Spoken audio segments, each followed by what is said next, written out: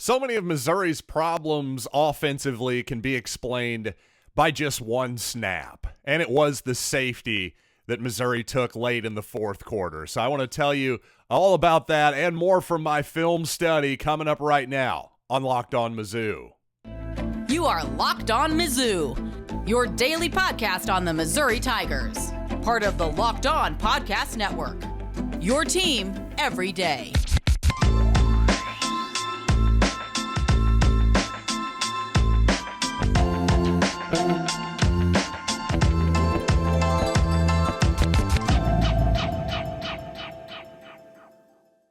Hey, all you true sons and daughters, I'm John Miller, your Mizzou mafioso and the central scrutinizer of Missouri Tigers football and basketball. And today's episode is brought to you by FanDuel Sportsbook, official sportsbook of Locked On. Make every moment more. Right now, new customers can bet $5 and get $200 in bonus bets guaranteed. Visit FanDuel.com/LockedOn to get started.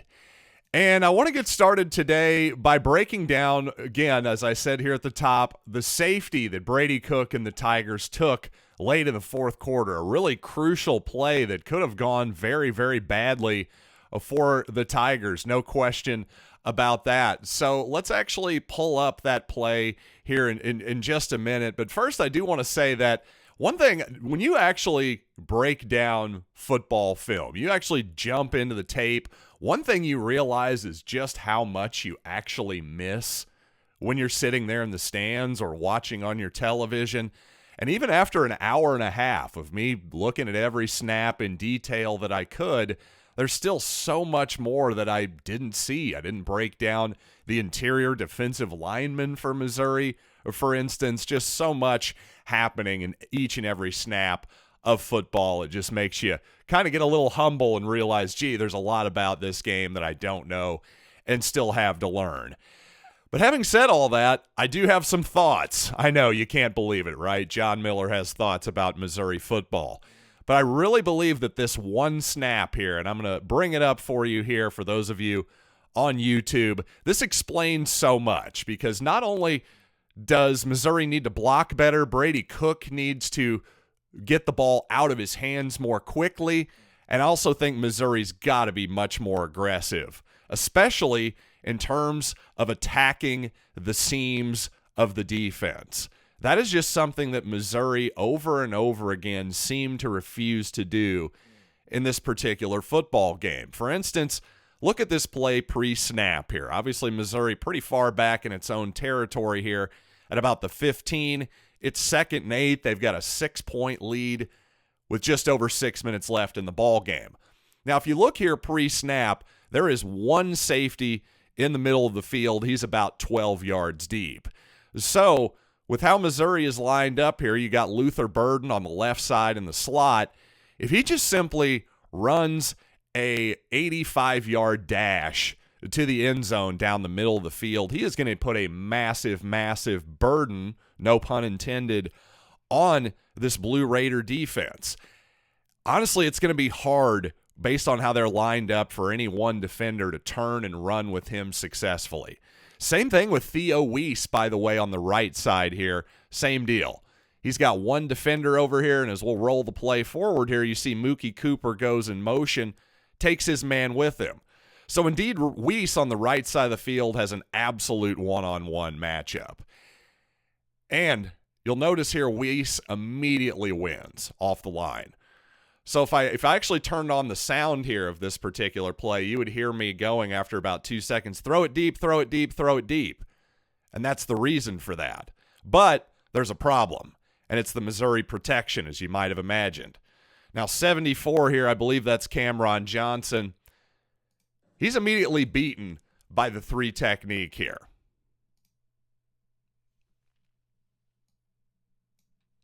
Basically shoves him off, and Brady Cook is now forced to come off his mark. Brady Cook is not, this play design is not meant to be him rolling out to the right side of the field, I don't believe. So, to be fair to Brady, although Theo Wease does appear to run wide open here down the right side, wide open is too strong, but open down the right side, he's forced to come off his line. Okay, fine. But as you roll it forward here, you realize, okay, Brady does have time to get rid of this football. That's the biggest thing here. He's got about 4 seconds here where he could throw this football away, and he just chooses not to. Ultimately gets hit, takes a hit, fumbles the ball through the end zone for a safety. And obviously in a one-possession game, making it 4, giving the ball back to the Blue Raiders, this could have been a disaster.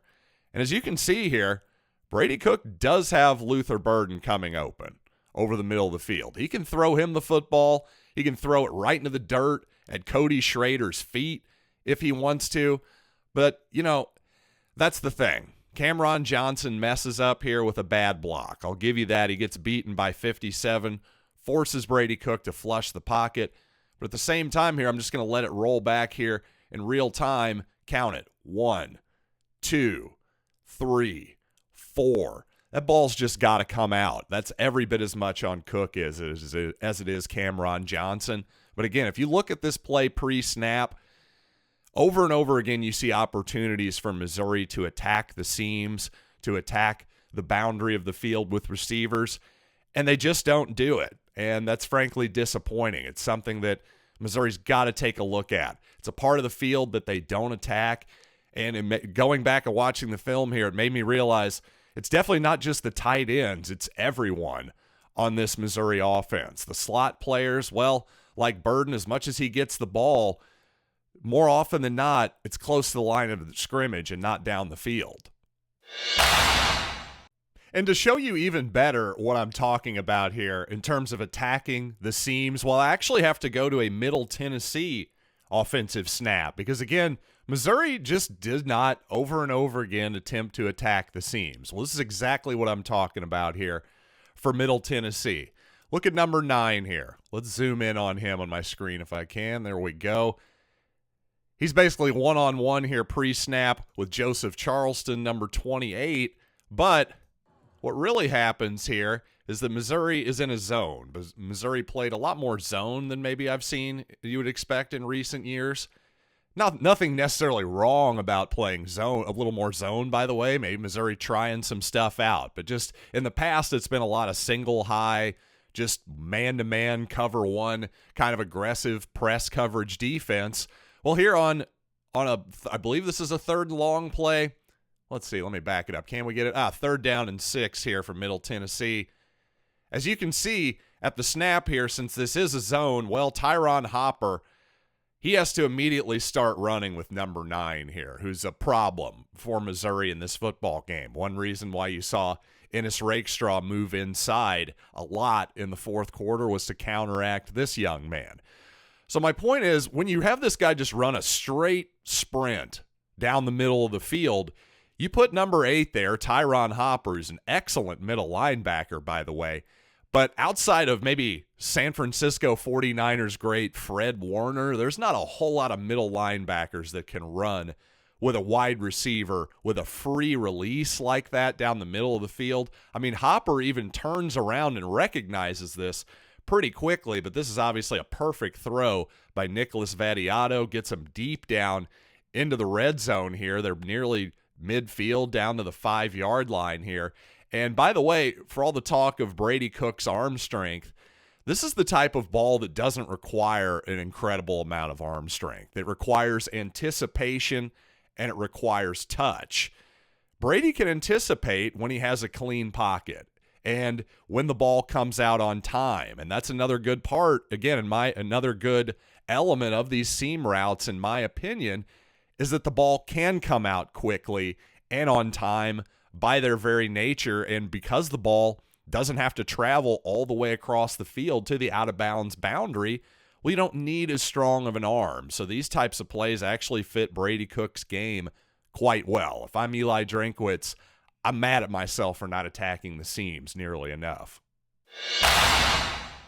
And coming up, well, obviously my show has been a little bit negative lately. I'm afraid that's what the Missouri offense in particular has given us for the most part. But there were some positives from the game, a couple really nice throws from Brady Cook, plus an unbelievable anticipation play by Tyron Hopper that may have saved the game for Missouri. So let's talk about all of that. But first, now it is time for your game changer of the week, brought to you by Athletic Brewing Company. And much like Theo Wease, Athletic Brewing Company has completely changed the non-alcoholic beer game. They make non-alcoholic beers that actually taste good. And you might be saying, what, one catch for 5 yards and a touchdown? That's completely changing the game for Missouri. Well, obviously the stat sheet was very modest for Theo Wease. I'm just telling you, watching back the tape, that guy is getting open consistently. Missouri's got to find a way to get him the ball because I really think better times are ahead for Theo Wease. But I'll tell you, better times are ahead for you because Athletic Brewing Company is fit for all times. You can drink them anytime, anywhere, and make any activity more enjoyable, like watching a big game, heck, even your kid's Little League game, even tackling work or working out,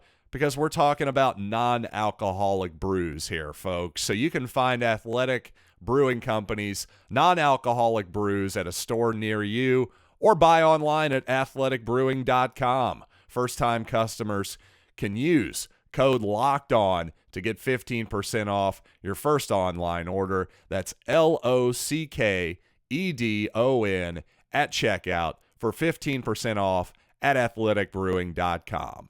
Near beer, exclusions and conditions apply. Athletic Brewing Company, fit for all times.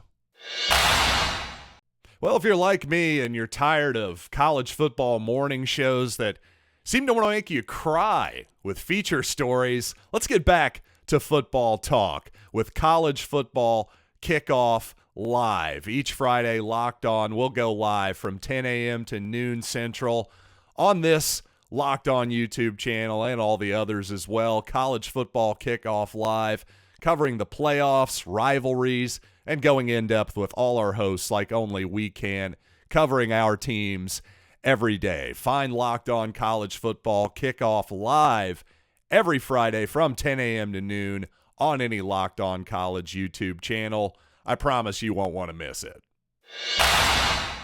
Okay, I have to admit, I may have misled you all slightly on that tease. I'm going to go with one more Brady Cook mistake here before I heap a little praise on him for a couple good throws as well. Try to keep this brief, but obviously there was the play where Brady nearly threw a pick six here in the second half, a ball that would have been a real game changer here. Missouri only leading by 6 at this point with about a minute and a half left in the third quarter.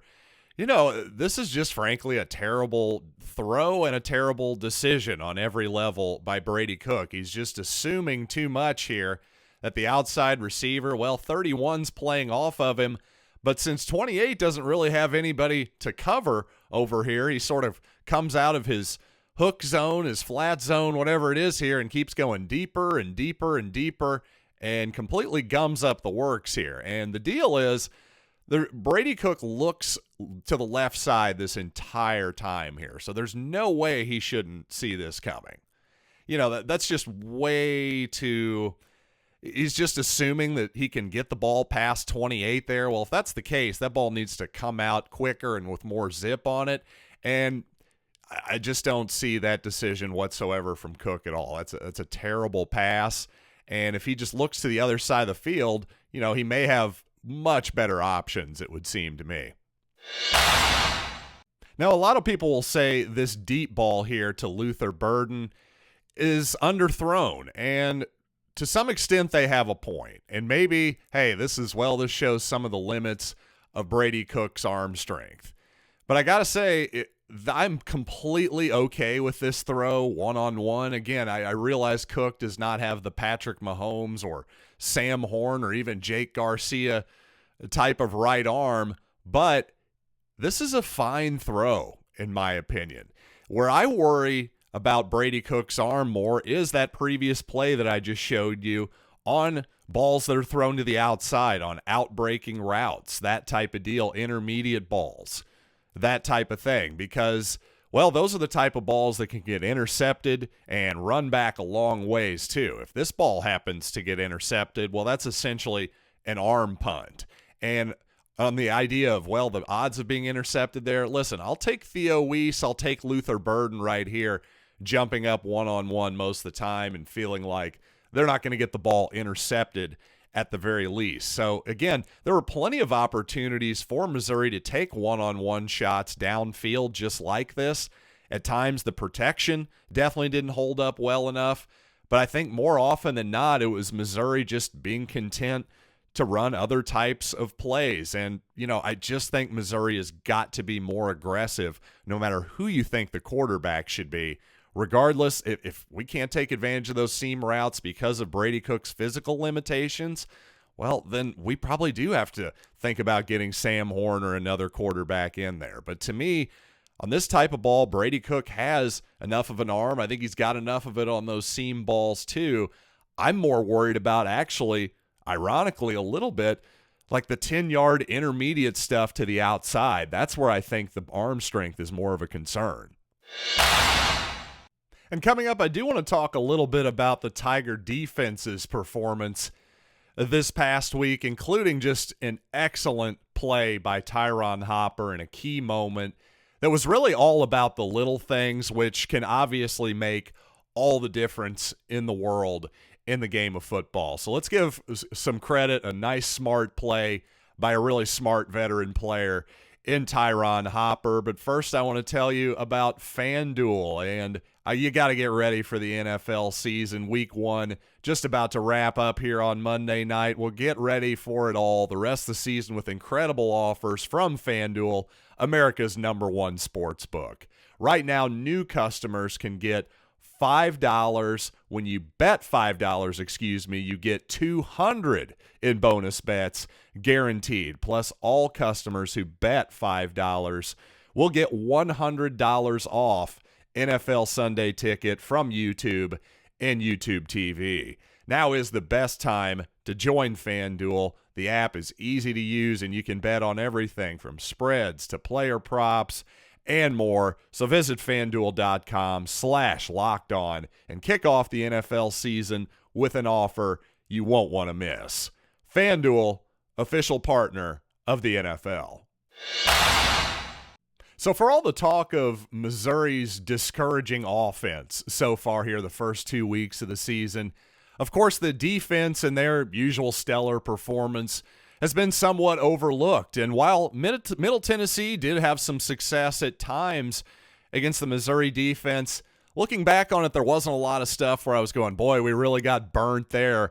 There was a couple plays where I thought a guy missed an assignment and was out of position, just easily correctable stuff. But for the most part, you see the guys dominating, playing how you expect them to play. The guy, Ennis Rakestraw, good luck throwing on him. Chris Abrams-Drain, the same deal. He was excellent in one-on-one coverage. But at one point, Abrams-Drain on a long a long run that got the Blue Raiders inside the 5. Well, he was the guy on the outside that needed to set the edge, and he just kind of abandoned his responsibility. Again, that's an easily correctable mistake, though. And just to heap some more praise, one thing we've come to expect really smart and solid play from Tyron Hopper. As you can see here, this is at the top of your screen here if you're watching on YouTube. It's third quarter. Missouri up by just 3 at this point, 10-7, with just under 9 minutes left in the third quarter. It's a key moment here. Third down.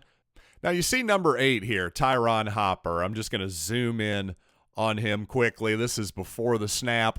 Let's just try to anticipate what Hopper's going to do here. Does it seem like he's in coverage? Does it seem like he's going to blitz?